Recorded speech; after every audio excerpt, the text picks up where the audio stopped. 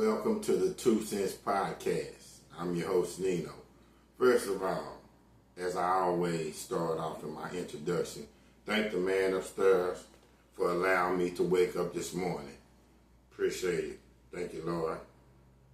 Please, people, continue to subscribe, subscriptions, hit that like button. To the fans, my followers, and my listeners, thank you. Of course, I want to send some shout outs. I like to send a shout out to my man David of USA Podcast. Keep doing what you've been doing, or keep doing what you're doing, of course. What up, Rod Strickland? What up, B.A. Baracus? What up, Big Dre? What up, Marlon? What up, Norris? What's going on, Luther? Big Bruce out of Saginaw, Michigan. What it do? What it do? What it do? What's going on? What up, Big Curtis? Curtis, I got his own podcast. That's my man Curtis. Keep doing what you're doing, bro. Of course, to all the ladies that always give me great intel and insight. What up, Miss Lucille? Both of the Valerie and Valeria. What up, Miss Mary Bell? What it do, Miss Amber? What up, Miss Ivy Silver? What's going on? What up to the young Miss Destiny? What's going on with you? What up, Miss Daisy, Miss Shelley, Naomi? What it do, Miss Amber, Miss Allie, Miss Brittany? What's going on, Miss Carmen? I'm sorry about forgetting you. What's going on with you? What up to my son, MJ, the King? What up to my grandson, Zion? What up to my nephews, Jew and Keith? What's really happening? What up, Big Blue? Anthony Burbo? What it do, Marco? Hey, what's poppin'? What up, Big Donnie? If I have missed it, Donnie, what it do? What it do? Anybody else I missed, please forgive me. But you know, you're in my thoughts. I appreciate you. Interesting topic that was thrown at me. Whether or not to divorce your husband for infidelity and impregnated another woman. Doesn't it depends, and the individual circumstances varies, and the specific dynamics of the relationship. Some may quickly get in contact with their lawyer, citing betrayal and breach of trust as unfixable. While on the other hand, some may choose to stay, perhaps for religious beliefs, a desire to maintain a family unit, and possibly the marriage can be solved or salvaged. Now, these are other valid points taken in consideration. The severity of the infidelity, the extent and the nature of the affair, including its duration and whether it's involved emotional intimacy, can impact the decision.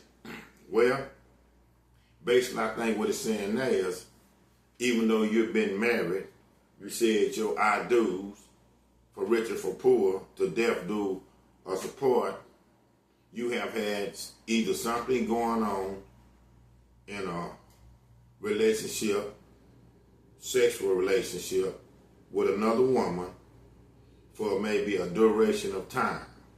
I mean, are we talking about months? Are we talking about even a year? Or even we talking about weeks?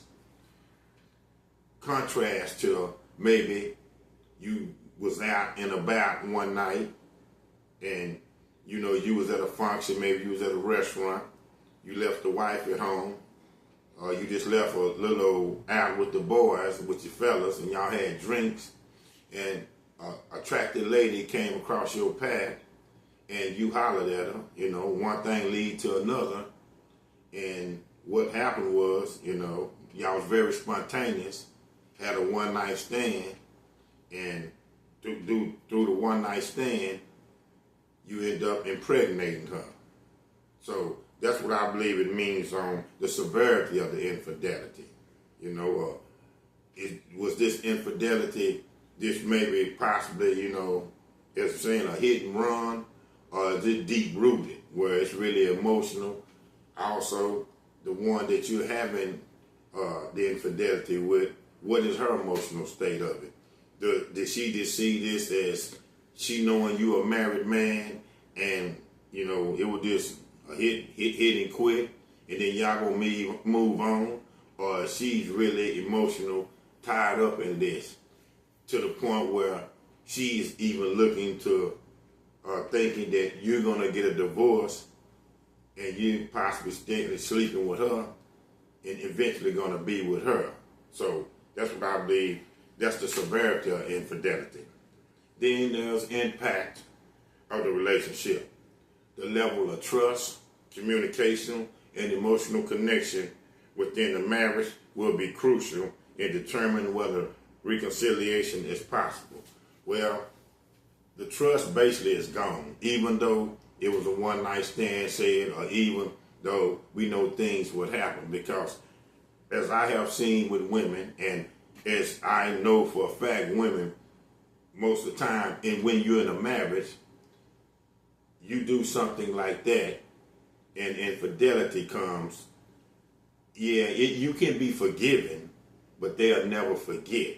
And I believe now always a target would be put on your back, because what is it saying is now, can I really trust you as far as the wife to the man when you're not in my view, when I don't see you with my eyes?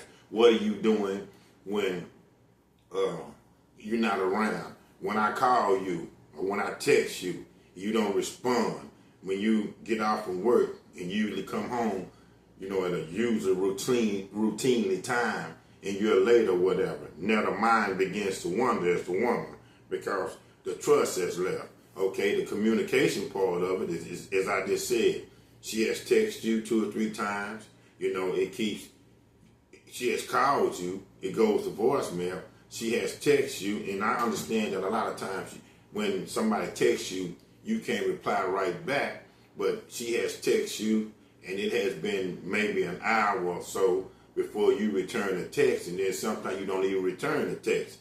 And your whole response to that, and when you do see your wife, or when you come into your place or your home and you see your wife, is where you was busy. So again, there's a little bit of that, the communication. Now the emotional connection can be, now she's really just going off the charts. She's really just like now tripping, because again, what's the problem where she's been trying to communicate with you all day, and for some reason you're not answering your text, and so the marriage is already in hot water.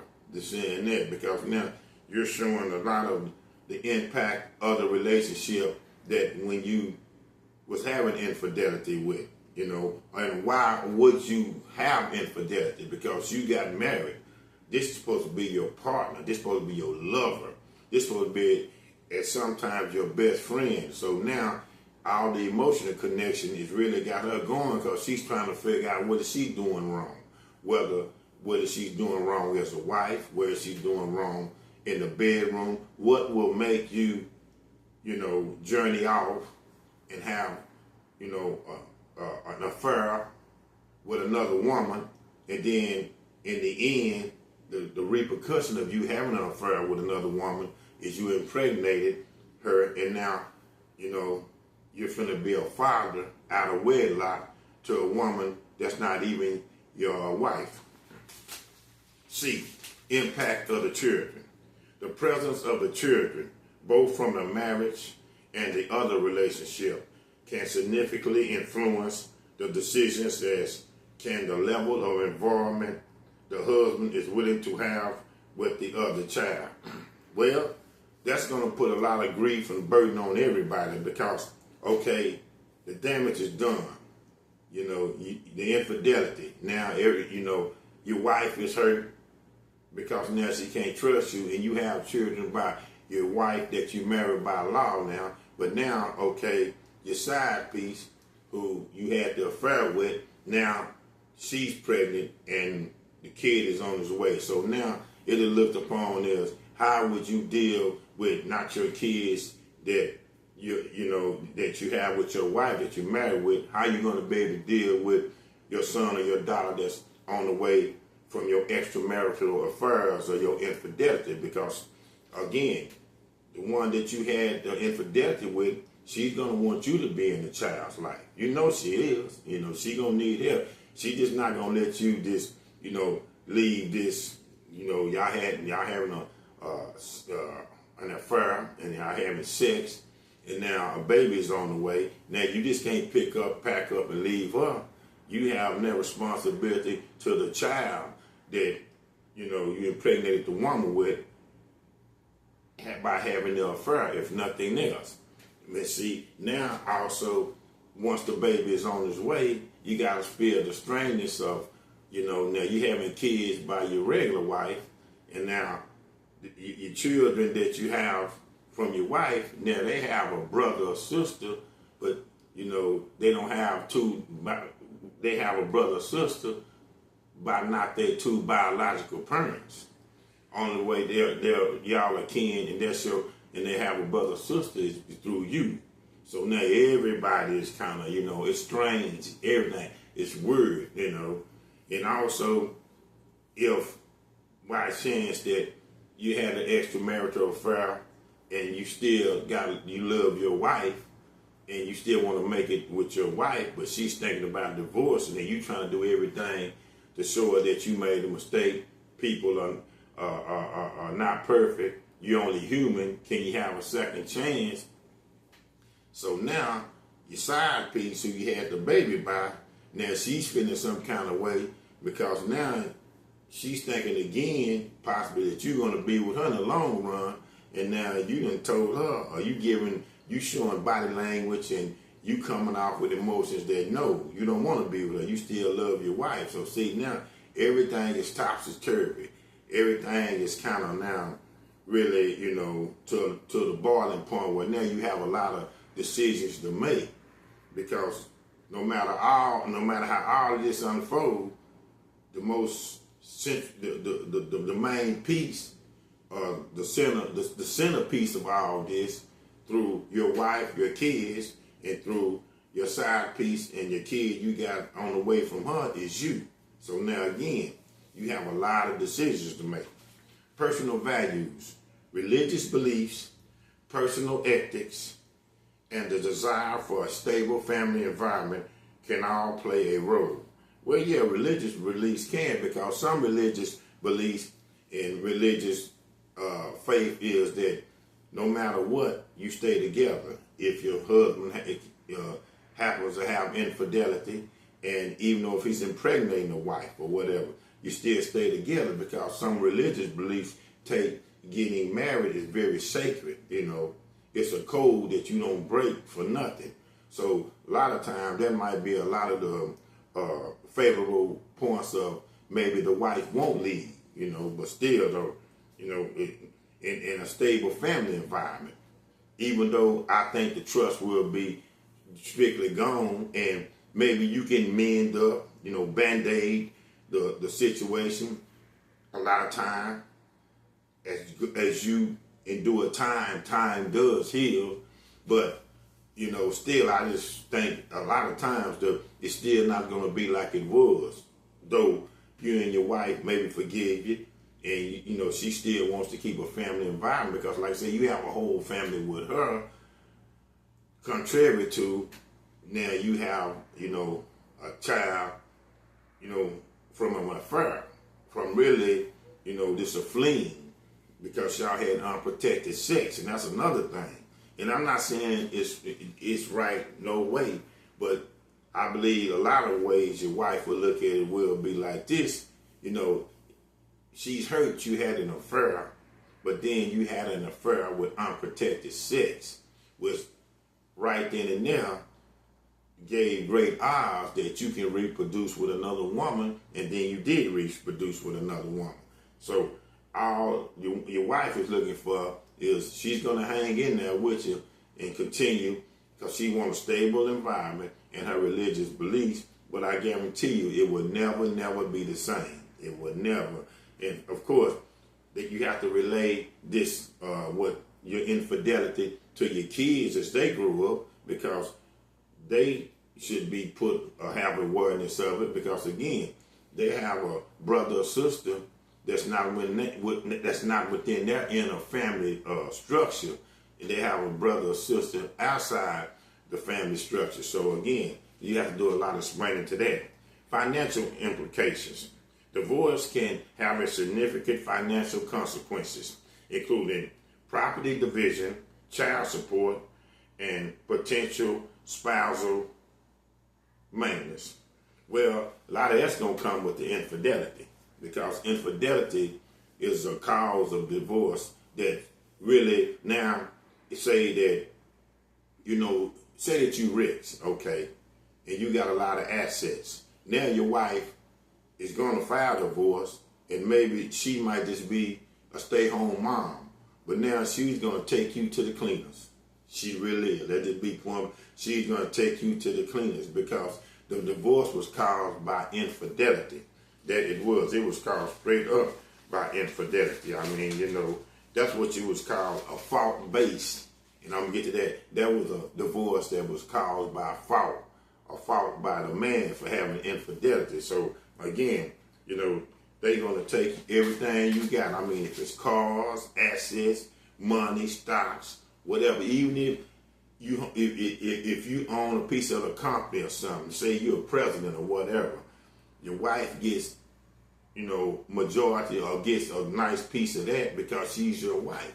And, y'all in a partnership. And again, what's hers is yours, and what's yours is hers. If she never even punched the clock and worked one day, it is hers. And then here we go with child support. Now, you even just think about this. Now, your wife done cleaned you out. She wanted a divorce. But still now, you got child support from, your side piece or your baby mom that you had a child for. So now you coughing up money from, from the divorce, the assets your wife getting, and then now too, your money you still making and working, the other piece of money you still making and working. You have to pay child support to your baby you had, your infidelity you had, when you wasn't married. So then that goes another, and then there's a potential for spousal maintenance, because she can file and say, well, it was emotional and things like that. So now you have to pay your spouse. So you're looking at three things. Your assets are taken, a car or a piece of the house through the divorce. You got to pay child support for your side piece that she's going to file on, especially if you're a lucrative guy, you have money, your finances are up, you'll do it again to the bag, and then the double back on that from the assets and the cars and things like that, that division that you're going to have to take half and half with your wife, you still got to pay your wife monthly spousal support. So see, that's what, again, that goes from that fault-based divorce. Mental and emotional well-being. The impact of infidelity on one's emotional and mental health is paramount. It is important to prioritize one's own well-being when making such a decision. Well, yeah, and it's going to hurt, like I say, you can be forgiven, but it ain't not going to forget, because, it's emotional and mental, because your wife married you and thinking that, we're going to grow old together. We're going to grow this. We're going to have a great time. We're going to live our best life. We're going to have the kids, and we're going to grow old together. We're going to work. We're going to build our bank account up, our finances up. Hopefully, we're going to send the kids to college. The kids are going to do their thing, And of course, while you're married, your wife is probably looking for you to do lucrative things to possibly have generational wealth for not only your kids, but then for your kids' kids and your grandkids, things like that. And so now, when this thing happened, when you slipped up one night in infidelity, and you slept reckless with a woman and didn't have protection on, and we know things do happen like that, But unfortunately, you got her pregnant, so now that puts a star worth in everything. Now, everything, all the plans are stalled now because now your wife is emotionally and the mental health is paramount. She never can get over that, again.